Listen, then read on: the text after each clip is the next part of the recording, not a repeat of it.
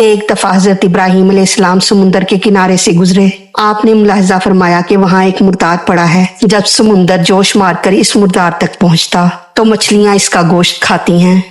اعوذ باللہ من الشیطان الرجیم، بسم اللہ الرحمن الرحیم۔ وائز اور جب اعلیٰ کہا ابراہیم علیہ السلام نے، اس کے معنی ہے یاد کرنا، یاد دلانا یا تذکرہ کرنا، یعنی اے محبوب صلی اللہ علیہ وآلہ وسلم، وہ جو تمہارا حضرت ابراہیم علیہ السلام کا واقعہ دیکھا بالا ہے اسے یاد کرو یا انہیں یاد دلاؤ یا اپنے صحابہ کرام سے اس واقعے کا ذکر کرو تاکہ مسلمانوں کے دل میں رب کی ہیبت اور بزرگی عظمت پیدا ہو کہ رب مارنے اور زندہ کرنے پر قادر ہے، اور رب پیغمبر کی باتیں پوری فرماتا ہے کہ حضرت ابراہیم علیہ السلام کی عرض پر مردہ پرندوں کو زندہ فرمایا۔ اللہ کی ہیبت اور عظمت سے ہی ایمان کی بقا ہے۔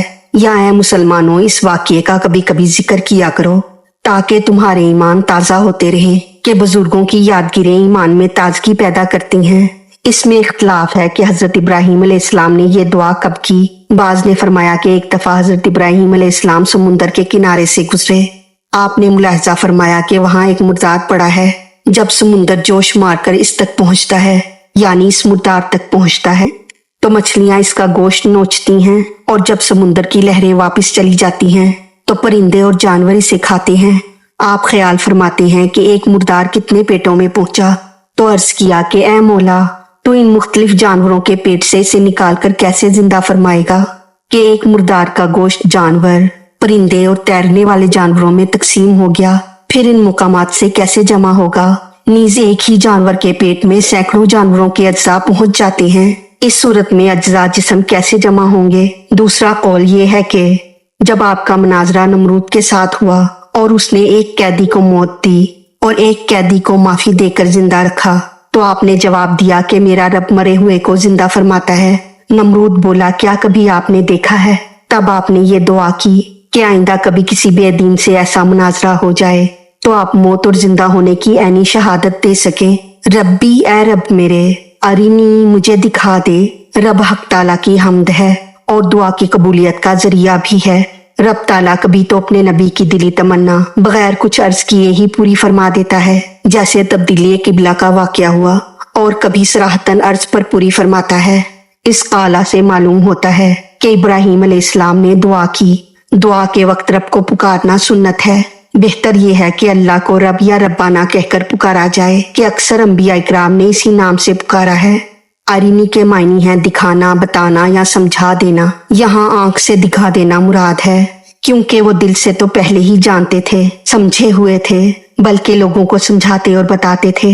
نیز اگلا واقعہ بتا رہا ہے کہ رب تعالیٰ نے انہیں دلائل سے نہ سمجھایا بلکہ آنکھوں سے دکھایا، لہٰذا یہاں آنکھوں سے دکھانا ہی مراد ہے۔ کیفا، کس طرح، توہیل، زندہ کرتا ہے تو، موتا، مردے کو، یعنی اے میرے پالنے والے، تو مردہ زندہ کرنے کی کیفیت مجھے آنکھوں سے دکھا دے۔ خیال رہے کہ آپ نے زندگی اور موت کا سوال نہیں فرمایا کہ تو زندہ کرے گا یا نہیں، بلکہ عرض کیا کہ یہ تو مجھے یقین ہے کہ تو زندہ کرے گا، مگر مجھے دکھا دے کہ کیسے زندہ کرے گا۔ اعلیٰ کہا، یعنی اللہ نے فرمایا، اولم، کیا نہیں، تو امین، تو ایمان لایا۔ یہاں ایمان کے معنی یقین ہے۔ رب نے فرمایا، کیا تمہیں زندگی اور موت کا یقین نہیں ہے؟ اعلیٰ کہا، یعنی ابراہیم علیہ السلام نے کہا، بلا، بلکہ لایا ہوں، یا کیوں نہیں، ولیکن، اور لیکن، لیطمئن، تاکہ اطمینان پکڑے، قلبی، دل میرا، یعنی اے میرے رب، میں ایمان تو لایا ہوں مگر علم الیقین سے ترقی کر کے حق الیقین چاہتا ہوں تاکہ مجھے حق الیقین کا اطمینان حاصل ہو۔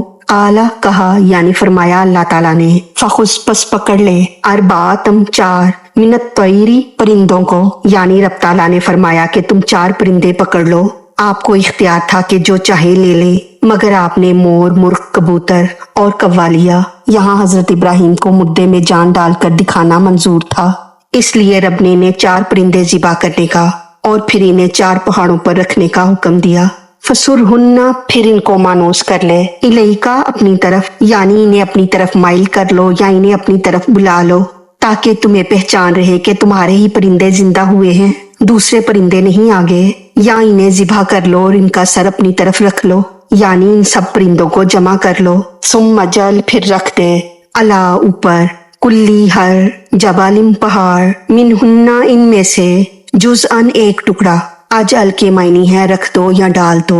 जबल हर मजबूत चीज को कह देते हैं। यहाँ कुल्ली जबल से 4 पहाड़ मुराद हैं और जुज के मायने टुकड़े के हैं। यानी ए इब्राहिम अलैहिस्सलाम, तुम इन 4 परिंदों के टुकड़े मुख्तलिफ पहाड़ों पर रख दो। सुम मदूहुन्ना, फिर बुला लो इनको।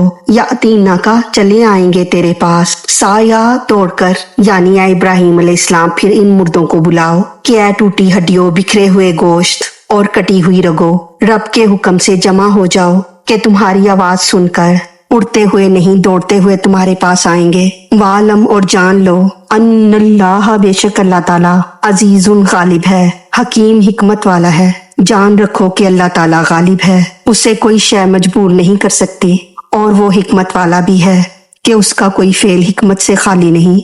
अब इस आयत का खुलासा इस तरह है कि एक दफा हजरत इब्राहिम अलैहिस्सलाम समुंदर के किनारे से गुजरे। आपने मुलाहिजा फरमाया कि वहाँ एक मुर्दार पड़ा है। जब समुंदर जोश मारकर इस मुर्दार तक पहुँचता तो मछलियां इसका गोश्त खाती हैं, और जब समुंदर की लहरें वापस चली जाती हैं तो कभी जानवर इसे खाते हैं और कभी परिंदे। आपने ख्याल फरमाया कि एक मुर्दार कितने पेटों में पहुंचा। इसका गोश्त क़यामत के दिन रब ताला क्यों कर जमा फरमाएगा और ये किस तरह जिंदा किया जाएगा।